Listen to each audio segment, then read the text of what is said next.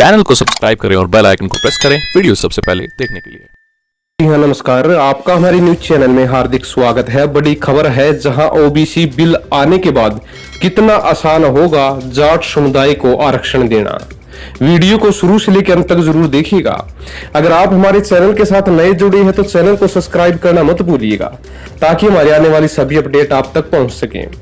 मोदी सरकार ने अन्य पिछड़ा वर्ग यानी ओबीसी में जातियों को शामिल करने की शक्ति राज्य को देने वाला संविधान संशोधन बिल लोकसभा में पेश किया गया। कमेंट बॉक्स में इस मैटर को लेकर जरूर राय दीजिएगा।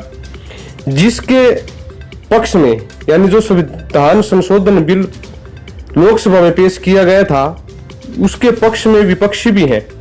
संसद के दोनों सदनों से आसानी से पास होने और राष्ट्रपति के हस्ताक्षर के बाद राज्य सरकारी और केंद्र शासित प्रदेश अपनी जरूरतों के हिसाब से ओबीसी की लिस्ट तैयार कर सकेंगे।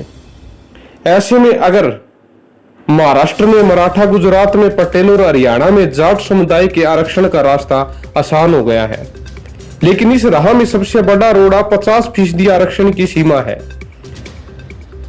बता दें कि मराठा आरक्षण मामले को लेकर सुप्रीम कोर्ट इसी साल 5 मई को एक आदेश जारी किया था कि इस आदेश में कहा गया, राज्यों को सामाजिक और शैक्षणिक रूप से पिछड़े लोगों को नौकरी और एडमिशन में आरक्षण देने का अधिकार नहीं है।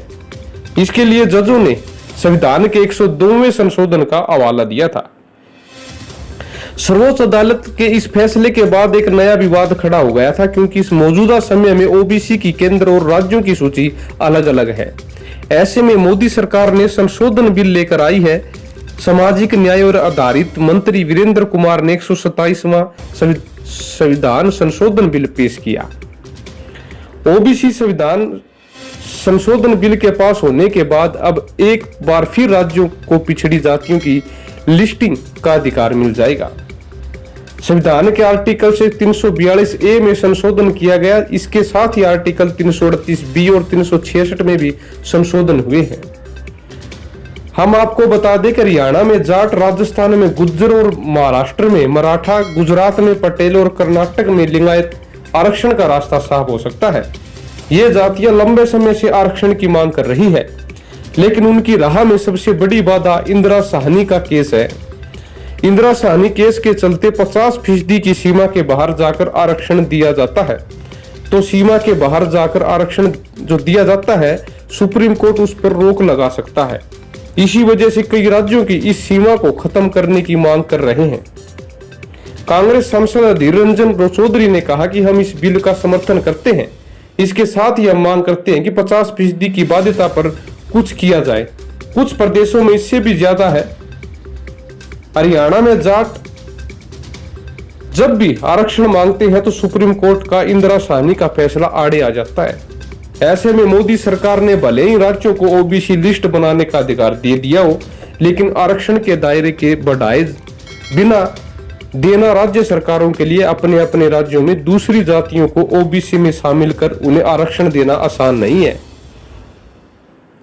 हरियाणा में जाट अपने अपने राज्यों में निर्णायक भूमिका में है, इसलिए राजनीतिक पार्टियां इन जातियों को साधने की तरह की कोशिश करती रहती है, और आरक्षण भी इसमें से एक है। लंबे समय में यह जातियां अपने अपने राज्यों में आरक्षण की मांग कर रही है, जिन्हें वहां की राज्य सरकार किसी भी सूरत में नाराज नहीं करना चाहती। आप भी कमेंट बॉक्स में राय जरूर दीजिएगा।